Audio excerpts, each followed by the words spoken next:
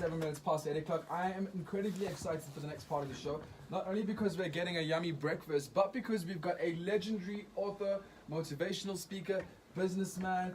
He is just motivational. If you've been going through something in your life and you've been struggling to get out of a rut, then you want to tune in for the next couple of minutes. We've got John Sinai joining us this morning. Hi, John. Hello, good morning. How are you doing? I'm fantastic, thank you. How are you? Oh, I'm great. So John is the author of an amazing, you've got two books. That's right. The one is What's Your Moonshot? That's right. And there's I love this cover. Thank you. This is so amazing. It's gold and it's amazing, and it's called Magnetize.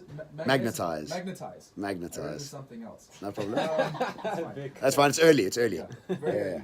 Okay, before we get into this, I really love the principles of this. I mean, I've brushed through the cup, and I know what your vibe is all about. And I feel like it's true. We struggle with change. And Yes. because we struggle with change, we get stuck in a rut. Yes. We can't move forward. Yes. What I'm more interested in, and I should have actually led with this, is that you had, 6 restaurants. Yes. You were a millionaire. Yes. Maybe you still are, I don't know, we'll get there. And you lost everything, including your marriage, and you were bankrupt. But you literally, you dug yourself out of that. Yes. How did you do that? Through understanding the deep process that human psychology requires to change behavior. And so if you understand the process and you study the process, you can change any aspect of your life. And so the process looks like this. Every human being has a mind. This mind is made up of a personality. This personality is made up of our behaviors. These behaviors are made up of our habits. Yes. And these habits are made up of our rituals. So, And so any part of your mind can be changed by affecting any small little ritual, bit by bit, moment by moment, to get yourself out of any situation. so your behavior becomes a ritual, which then turns into a habit. Well, your rituals become habits, habits become behaviors, behaviors become personality. And you can change any of You can change anything. at any time. At any no time. matter how old you are, how deep in the rut you are.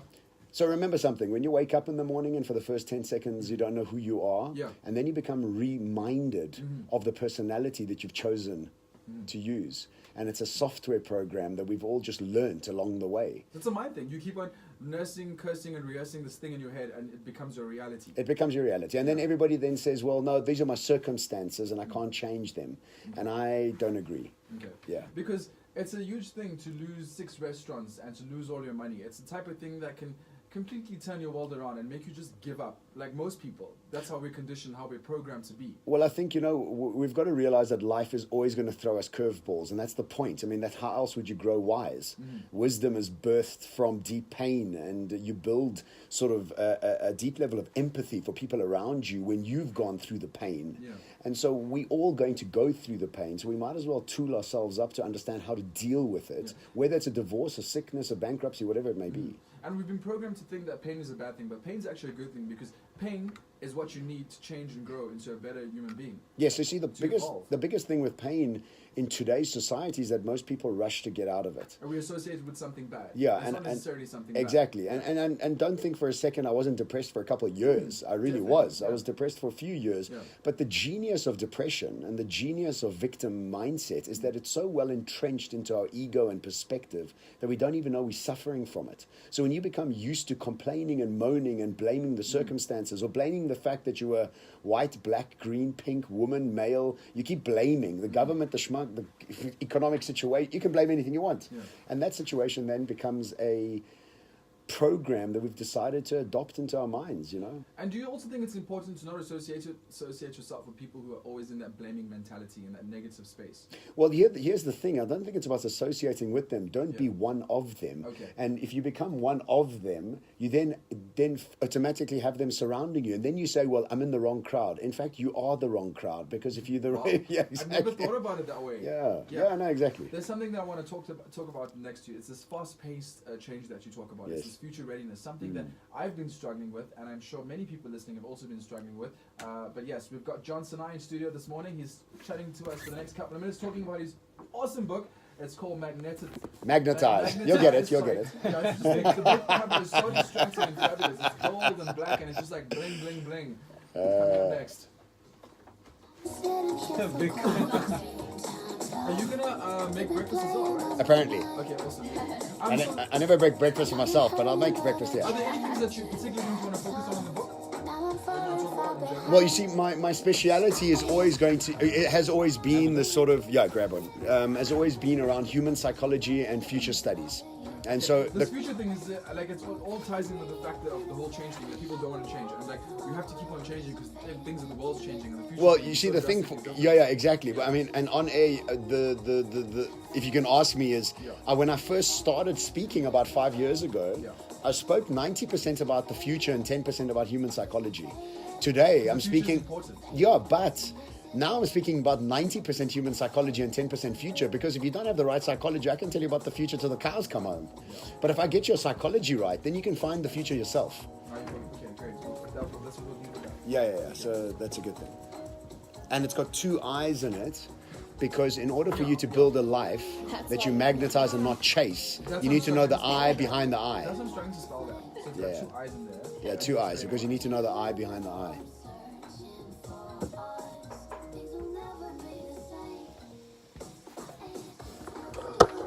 Oh, wow, eh? You stapled my phone. That's amazing. It's the greatest. Jeez, and you got another one there. Yeah, Wow. It's the greatest. Are you doing live? Yeah. What's up, Radio 5 listeners? I mean, 5FM, 5FM. Radio 5. I was told. Live on one.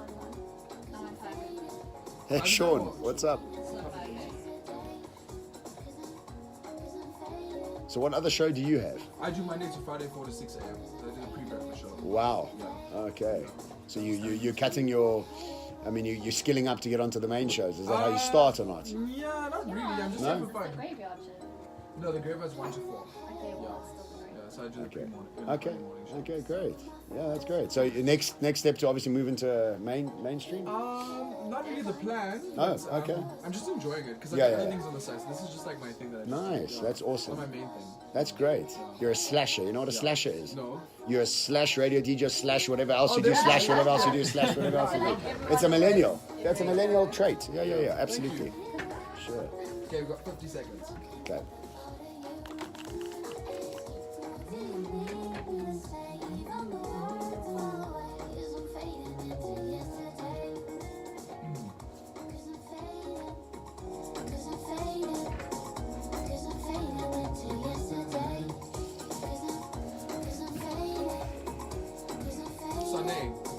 Sunday, right? Sarnay. Sunday. And magnetize. Magnetize.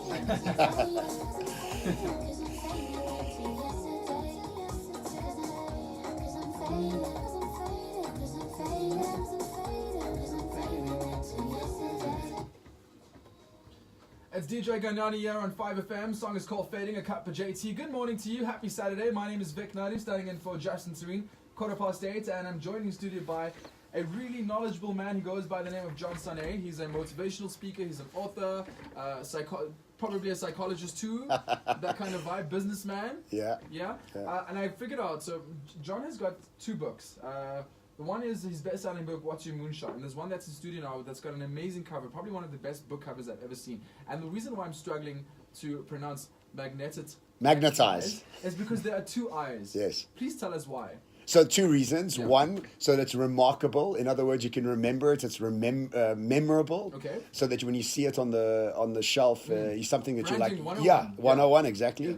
And secondly, most importantly, I've put 2 eyes in there because in order to build a life that you stop chasing and you start magnetizing, Wow. you need to actually understand the eye behind the eye, the true essence of who you are, and the motivating factors that make you move forward. That's such an aha moment for me. Like you saying, because instead of like chasing what you want, start doing it. Well, the thing is this, is that the world is caught up in this race. Yeah. And nobody knows when it started and nobody knows when it's ending. Everybody's in a hurry to do I don't know what, but everything. And nobody's actually calming down and becoming more elegant and deliberate in their Yeah. process of living life. And living in the moment. And living in the moment, but also just being deliberate about how we go about living life and not just being a pinball, just going between work and back and just paying rat bills race. and the rat race. Exactly. So Morning, if you just tuned in, this is a cup of JT. We're chatting to John Sinai. John Sinai has got an interesting story. He's owned Sane, excuse me. No problem. Struggle with it. No, yeah, it's still fine. the morning. Yes. Sane has owned 6 restaurants. He's been bankrupt. We were a millionaire, and you've literally like dug yourself out of this, and Yes. you're sharing your knowledge and what you've learned along the way. Yes. There's something that you talk about that I've been struggling with personally, and it's called change, and it's called you mentioned this thing about future readiness. Tell us more about that. So I think it's no secret that the world is changing at a Yes. dramatic rate, Yeah. and exponential technologies are growing around us, and new inventions are popping up almost daily Yeah. this day and Yeah. age. And the thing with human beings is that what we don't understand, we automatically become pessimistic about. And it takes about 0% courage to be pessimistic about the future. It takes about 100% courage to be optimistic about the future because it's so different. Yeah. And now, as human beings, we are resistant to change and we want to keep safe over anything else. In fact, our brains are designed to keep us safe, not happy. And now we have to break through that. And the way to break through becoming future ready is quite simple. The simplicity of it is twofold. One, when you expose yourself to the future on a daily basis, a weekly basis, slowly but surely your perspective, your language, your focus starts changing. You become more friendly with these new concepts that are being born around us. Yeah. And in that process, you become an optimist about the future. Because you're afraid of change. You're afraid of what the world's turning into. So you're just like sitting in that cocoon and you're like, okay, cool, this is a safe space. This is where I'll be. But it ties into the whole thing about psychology, where you were saying that you used to focus on talking about the future 90% of the time and then psychology 10% of the time. But now you've realized people need a change in their thinking because they're so afraid of change in this future readiness thing. So yeah, I mean, I started speaking, keynote talks about 5 years ago, and I focused so much on the future. Like 90% of my keynotes and everything that I was sharing was about the future. And slowly but surely, the more keynotes I gave, I just started seeing audiences being bewildered with what's coming, and it wasn't actually helping them. Yeah. And what I started realizing is I need to start infusing my talks with more psychology and less future. Now I speak 90% about psychology, 10% about the future, because if you don't have the right psychology, you can't prepare. Yeah. And no matter how much I tell you about the exciting things that are coming, it becomes pointless when you're sitting there like a victim and moaning and blaming. Yes, definitely. Talking about future, your predictions on trends for the future. Well, I think there's so many different ones. We've got to understand that different parts of the world have different trends. There's 3 different major markets around the world. The mature awareness market, sitting in cities like San Francisco, San Diego, pockets of Cape Town. These people are underpinned by a mega trend called guilt-free consumption. Yeah. That's why these cities ride bicycles. That's why veganomics is growing in these Yes, cities. yeah. The trends in those cities are vastly different. Yes. In fact, polar opposites to trends in emerging cities of the world like Yeah. Johannesburg, Yeah. Kuala Lumpur, Beijing, Dubai. Yeah. These cities are underpinned by a mega trend called conspicuous consumption because these cities have just started making money. So they're celebrating the wealth. That's why when you go to Dubai, you shop. That's why you're going to go to Joburg, you shop. That's Yeah. why when you go to Beijing, you shop. And These cities are got different trends. Because it's new money. It's new money, and whereas you want to if celebrate yeah, it. I was in Amsterdam and I was also so shocked by the culture because it was bicycles, it was new ways of thinking, completely different things, and completely blown away by that. So I get what you're saying. So trends are different everywhere in the world, and that's very Yeah. dangerous for people who are trying to follow trends. If you don't understand your consumers' needs, states, and expectations, you could be applying the wrong trends, and that could be terrible for your business. So what I do is I categorize and contextualize trends for organizations and governments around the world to give them the opportunity to build the courage and clarity to make new decisions for the future. You've got a question, Nadia? Yes. Hang on. Thanks for putting my mic on. I wanted to find out what advice you would give to somebody who is going through hectic change or even not a hectic change, and how to go about changing their way of thinking. What do you do? Yeah, great question. Society has for the longest time told us to make logical decisions that come from the mind. And so a long time ago, a long time ago for me, but maybe if you wanting to go and study fashion, but your mom and dad says, no, go and study law because law will give you a good salary in the future. That's a logical decision. It's not a passion-led decision. And I think the future we're moving into, where artificial intelligence is going to be taking over most of our left brain activities, passion is going to be the only thing that's driving you forward. So my number one suggestion is follow what shines brightest, follow what makes you most excited. That leads you to a place of curiosity. Curiosity leads you to a place of excitement and energy. In this space of energy, what you have is access to constant innovation, creativity, and just a constant level of energy levels that the future is going to require from us. So make decisions with your heart. And as cliche as that sounds, let me tell you, it's the secret formula for you becoming successful. Make decisions with your heart. When we come back, we'll continue. I want to know more about this weekend breakfast that you're going to be making for us in the microwave as well. Morning, if you've just tuned in, we've got John Sané on air with us. He's discussing his book. It's called Magnetize. Magnetize. So what else do you do? So I have an online store that I run. Oh, nice. Yeah, and do voiceovers for the first team. Oh, nice. Okay, good. Actually operating. How old are you? I turned 30 last year. Congratulations. Yeah, thank you. You must have had a massive change. You know, have you heard of Saturn return? What was that? Saturn and Earth do an orbit of each other every 29 years, and our lives take a dramatic shift every 29 years. And it Yeah, could, lots happened last year. yeah, Lots. 29, 30. That's when my bankruptcy happened. Oh, really? I lost everything at 29, 30. And Where I'm 29. 29, 30. Read up on Saturn return. It's a real thing. I lost I did a change, a lot changed. Yeah, this year is like.